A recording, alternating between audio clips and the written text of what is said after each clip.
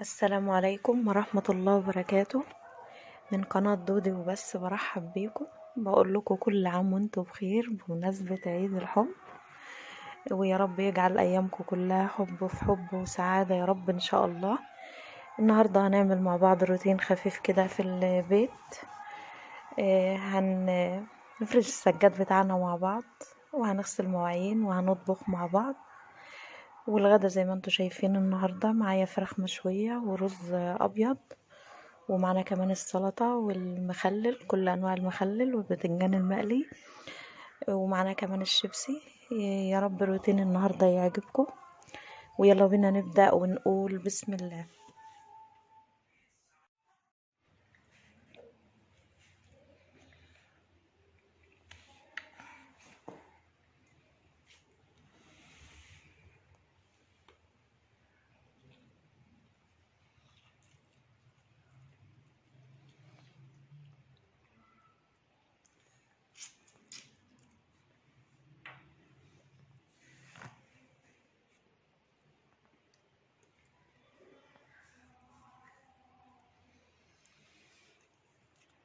وده يا جماعة كان غدانا النهاردة، وهو عبارة عن الفراخ المشوية مع الرز مع السلطة والعيش والمخلل والباذنجان المقلي.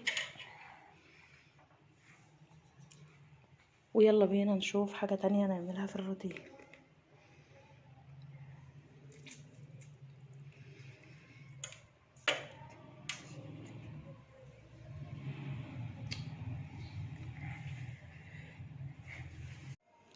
ودلوقتي هنفتح شبابيك الشقة كلها عشان ندخل الشمس طبعا، ونغير الهواء اللي موجود طبعا في البيت.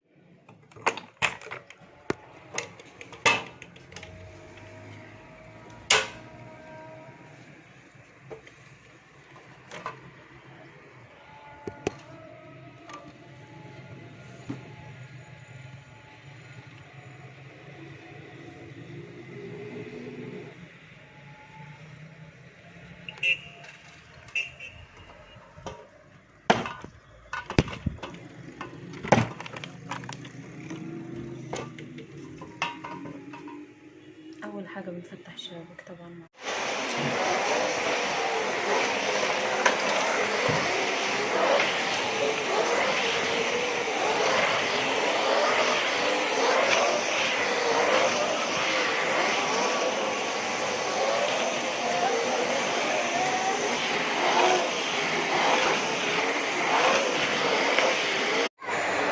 دلوقتي هنفرش السجاد بتاعنا مع بعض.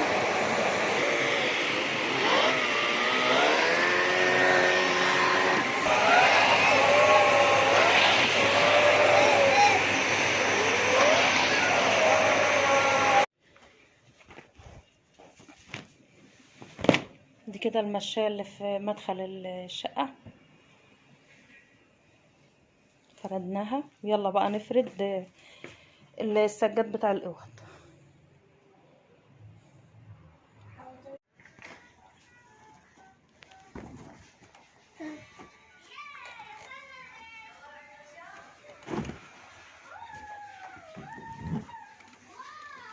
كده فرشنا اول سجادة اللي هي سجادة الصالون زي ما احنا شايفين.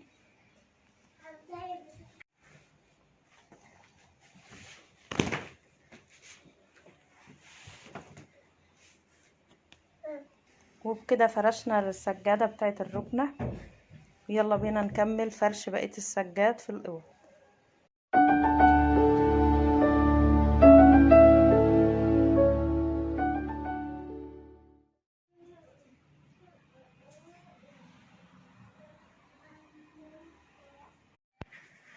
ودلوقتي هنغير ملايات السراير مع بعض عشان نحطهم في الغسالة.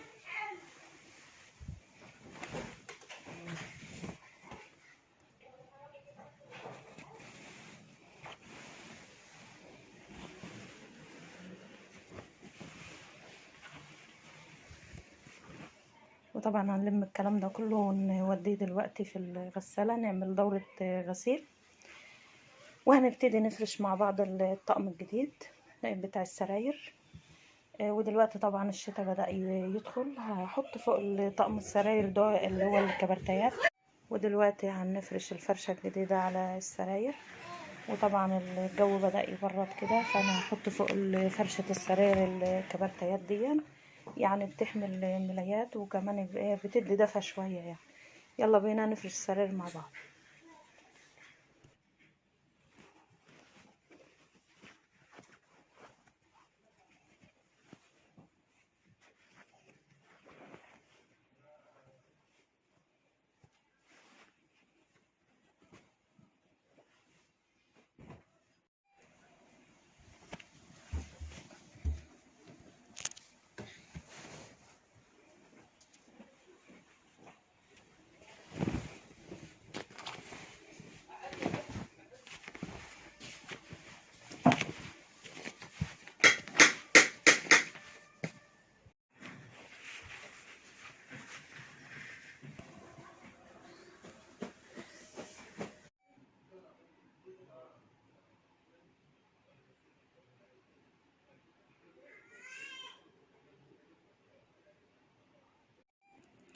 وده شكل السراير يا جماعة بعد ما فرشتها. حطيت عليها كبرتيات بقى عشان كل سنة وانتم طيبين. طبعا الشتا داخل علينا. او السرير التاني اهوت هو كمان.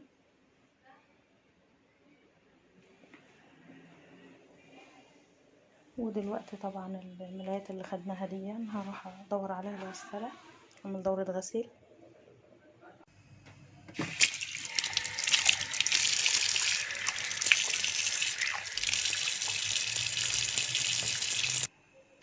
ده الحوض بتاعي بعد ما غسلته طوقته كويس جدا. والمراية طبعا.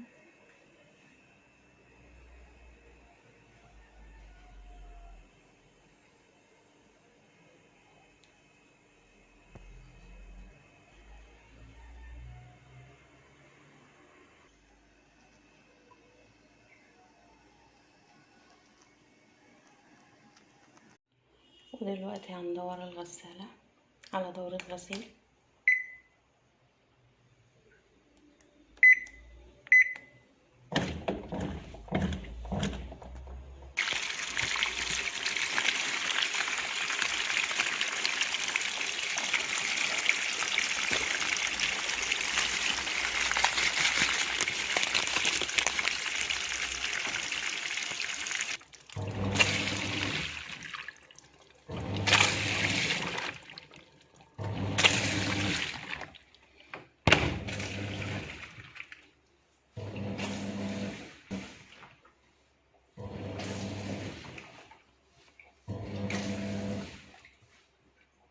ودلوقتي هندعك البلاط بتاع الحمام. حطيت عليه السائل زي ما انتم شايفين. ده مطهر يا جماعة اللي انا بحطه معاه مع الكلور مع الخل. خلطة كده بعملها مع بعضها.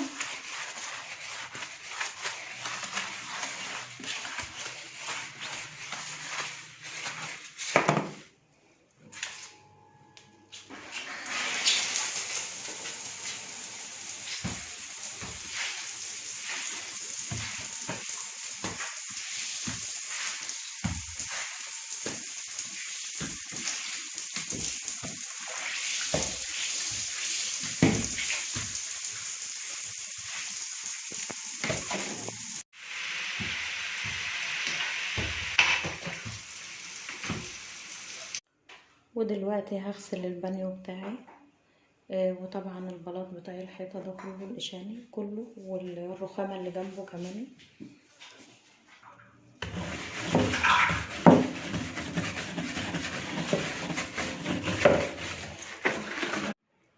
كده فردت الملاية بتاعتي الجديدة على السرير، وخدت التانية عشان نحطها في دورة الغسيل. يلا بينا بقى نشوف حاجة تانية نعملها مع بعض.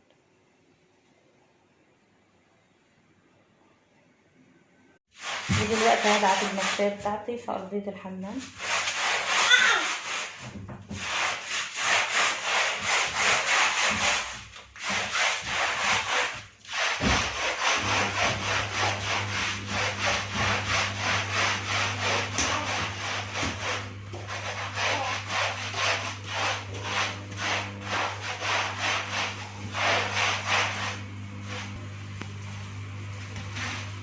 دلوقتي هشطفها كويس جدا.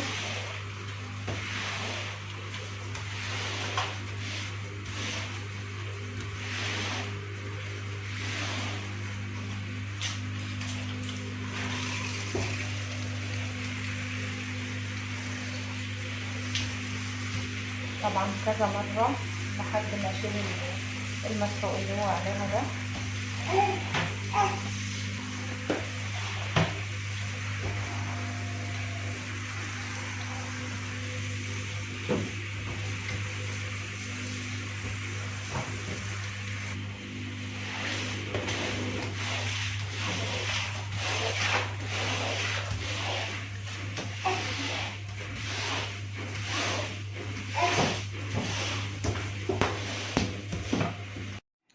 ودلوقتي يلا بينا نكمل الروتين بتاعنا ونغسل المواعين بتاعتنا. زي ما انتوا شايفين انا رغيت عليها خلاص السائل عشان بس اختصر الفيديو. فكرة بس كده عن السائل بتاعي. السائل بتاعي اهو اللي انا بغسل بيه. بس بضيف عليه يعني كوباية من الخل ونص ليمونة. دول بقى بيساعدوا ان ايدك تبقى ناعمة ما تبقاش خشنة يعني وانت بتغسلي في المواعين. وبصراحة يعني بيدي نتيجة هايلة جدا جدا مع الألمونيا زي ما انتم شايفين. طبعا ده مترغى عليه لسه هغسلهم بقى دلوقتي. وبجد بيساعد في ان الاطباق اي يعني دهون فيها بتطلع بسرعة جدا جدا. يلا بينا نغسل بقى الاطباق بتاعتنا.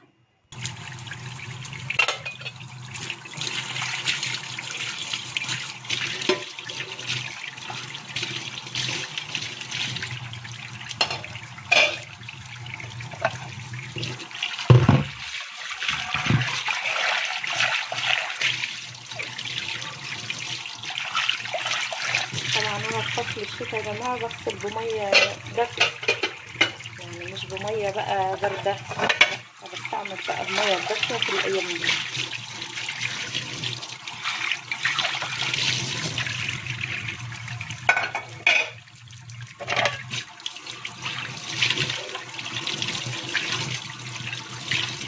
شايفين الخل مع الليمون مع السائل بتاعك؟ شايفين النتيجة ما شاء الله يعني بجد نتيجة حلوة جدا جدا مع المواعين.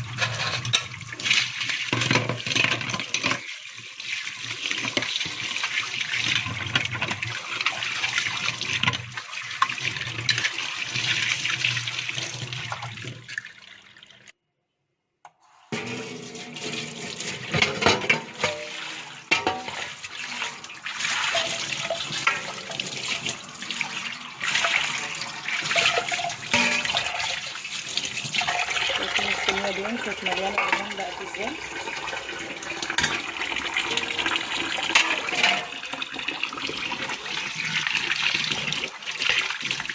مع الستيل كمان.